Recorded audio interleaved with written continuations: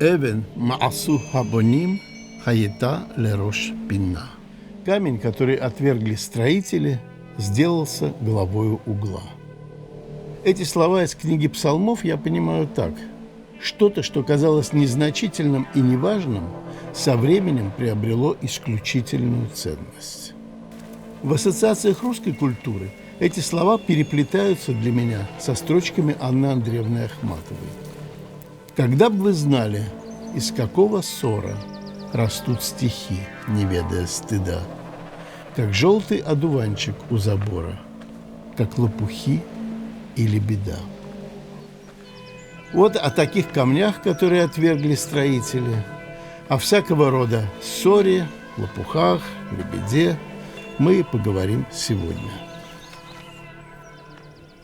В Мишне сказано: все святые тексты спасаются от огня, независимо от того, читают их или нет. Из этого делается вывод, что святые тексты должны храниться вечно. Евреи – народ серьезный, а Бог у евреев строгий. Поэтому на всякий случай расширили и это постановление.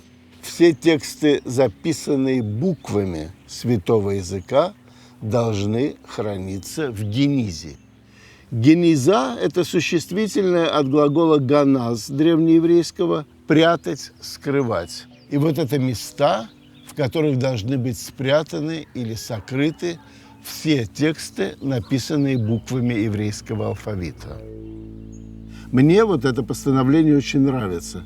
У меня такое ощущение, что его какой-то коллега-палеограф в средние века придумал. И это абсолютно живое действие. И сегодня генизы также существуют. Они могут быть при синагогах, на кладбище, в пещерах. Насколько я знаю, генизы существуют именно в еврейской культуре, и в других культурах я вот с таким явлением не сталкивался. Вот в сегодняшнем современном Израиле муниципалитеты помогают в деле гениз. И в каждом городе можно найти на сайте муниципалитета, где находятся такие генизоконтейнеры, куда можно принести эти материалы, и в дальнейшем, так сказать, с ними сделают вот то, что по закону положено. Но мы с вами будем говорить не о современных генизах, естественно, а о генизах средневековых, о тех генизах, которые во многом изменили наше представление о еврейской истории.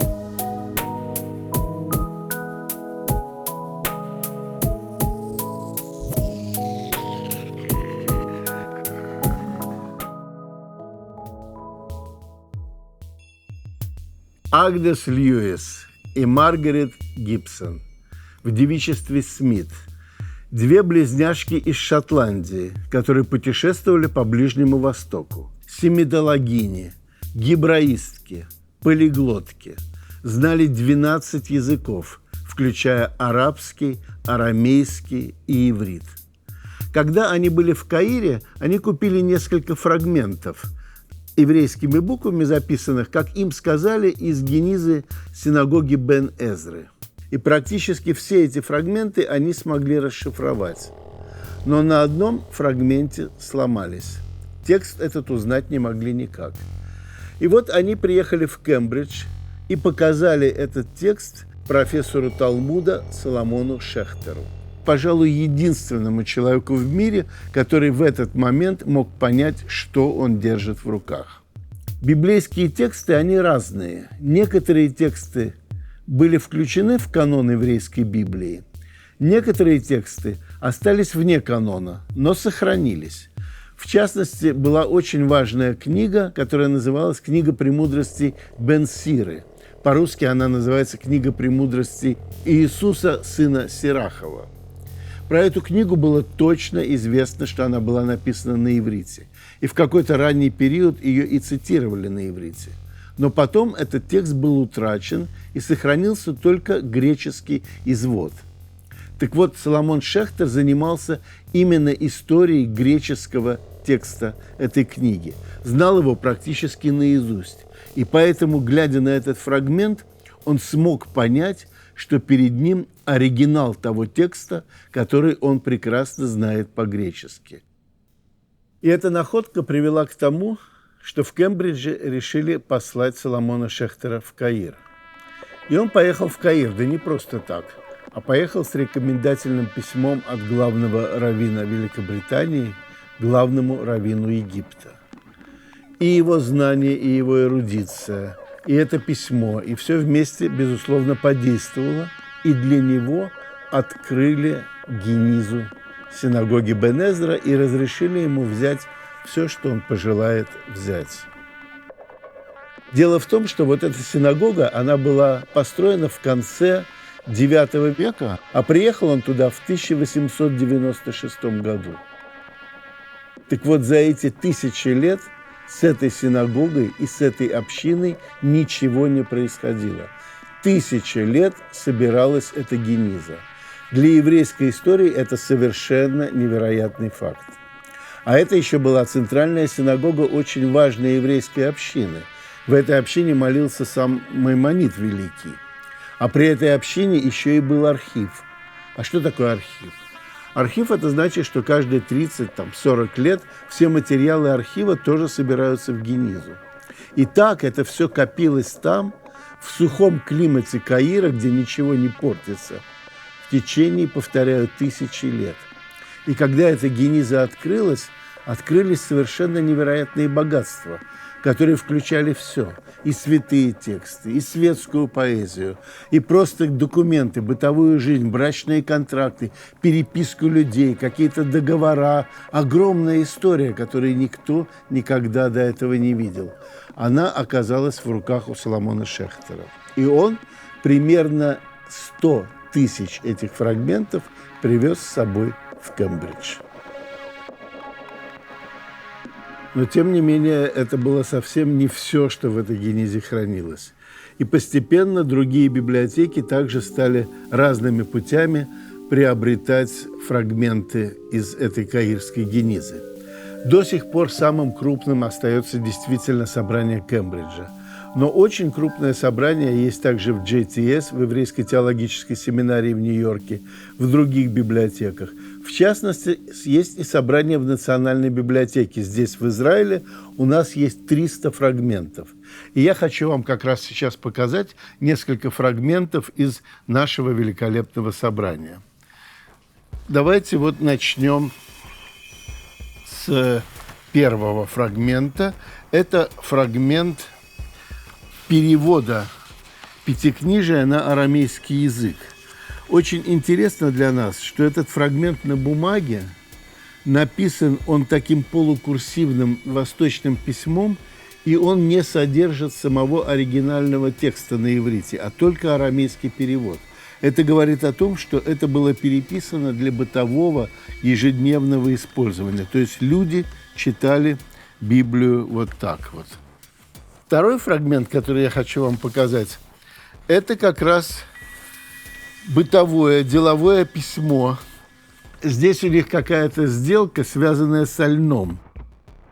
Это письмо написано на иудео-арабском языке, что нормально. Вся деловая переписка и вообще вся бытовая жизнь проходила на этом языке. Но письмо это явно о сделке серьезной и относится к очень богатым людям, потому что это письмо написано на пергамене, а не на бумаге. Письмо это датировано. Сана Тав Юд Бейт, то есть год Сана по-арабски, 812, Б Фустат Мицраим, то есть в Старом Каире, в Фустате, Ше Аль Нилос Нагара, который на реке Нил, Мотва, стоит. Кстати, написано очень-очень четким письмом, видимо, для суда, а не для таких частных разборок. Материалы из каирской генизы в результате попали в совершенно разные библиотеки. И вот ученые продолжают до сих пор этот пазл собирать. Самым, конечно, выдающимся, с моей точки зрения, исследованием этого всего явления явилась фундаментальная работа Шломо Дова Гойтейна «Mediterranean Society», то есть «Средиземноморское общество». Кстати, часть этой работы переведена и на русский язык. Он сумел проанализировать совершенно разные документы из Генизы и вот восстановить эту бытовую, живую историю, и экономическую, и повседневную. Но давайте посмотрим с вами еще два фрагмента. Это самый первый трактат и Талмуда, и Мишны, трактат Брахот, благословения, переписанный на бумаге. Примерно я бы подумал, что XII века, хотя это не датированная, конечно, вещь. Вот. А вот это очень интересное тоже бытовое письмо на иудео-арабском языке, и тоже тут какие-то все время идут бытовые экономические споры. Но нам даже не это важно, а просто хочется посмотреть, вот как это выглядело. Смотрите, какой убористый почерк, как емко все написано, как наверняка много информации это письмо содержит.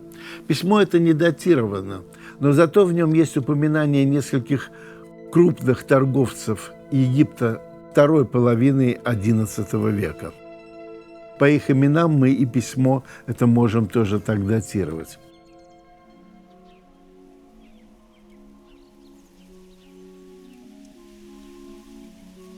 Смею сказать, что открытие Каирской Генизы в конце XIX века буквально перевернуло наше представление о еврейской истории Средиземноморья. И казалось, что вот таких огромных открытий больше уже не будет. Но, как известно, рукописи не горят, по крайней мере, еврейские, и история не заканчивается. И вот смотрите, что произошло. Где-то с 90-х годов прошлого века поползли слухи о том, что в Афганистане и тоже в пещере, ровно так же, как в Кумране, были найдены еврейские рукописи и фрагменты. Мы не знаем, кто был тот пастушок, который их нашел, не знаем даже, где точно в Афганистане их нашли, потому что мы, я имею в виду исследователи, познакомились с ними уже через дилеров, которые занимались иудаикой. И если длинную историю рассказать коротко, то можно отметить, что с 2010 года Национальная библиотека начала покупать фрагменты из этой афганской генизы. Сегодня в Национальной библиотеке уже хранится 300 фрагментов. Вот, например, первый фрагмент, который я выбрал, это литургическая поэзия к празднику Суккот, которая была написана знаменитым поэтом литургическим Пайтаном Элиазаром Калиром. Вообще, это очень плодовитый автор, очень много его произведений до нас дошло, но удивительным образом мы совершенно не знаем, когда он жил. Вот его даты жизни колеблются от II до X века нашей эры, что совершенно невероятно. Однако сегодня вот в Национальной библиотеке я встретил крупнейшего специалиста по литургической поэзии, профессора Иосефа Яхалома, и задал ему этот вопрос. Он махнул рукой и сказал: «Шимон, давай скажем, что он жил в VI веке». Жил он в VI веке, но вот века с XII про него стали ходить различные легенды, одна из которых особенно устойчиво рассказывала о том, что ему настолько завидовал его учитель, первый вообще крупный литургический поэт Янай, что подложил ему в ботинок скорпиона. Скорпион его ужалил, и на этом творческая карьера Калира завершилась. Второй документ, который я вам хочу показать, это деловое письмо, которое написано на еврейско-персидском языке. Я сам не знаю, конечно, еврейско-персидского языка, но специалисты его прочли, расшифровали. Они говорят, что здесь описываются чисто деловые споры, и датировать это письмо принято первой половиной XI века. Естественно, письмо это на бумаге, написано черными чернилами, что вообще-то достаточно необычно. Вообще вот в этой афганской генизе в собрании Национальной библиотеки сегодня оказались самые длинные из известных нам писем на еврейско-персидском языке. И в частности, там есть совершенно уникальный архив одной семьи, которая вела экономические дела в течение 10 лет.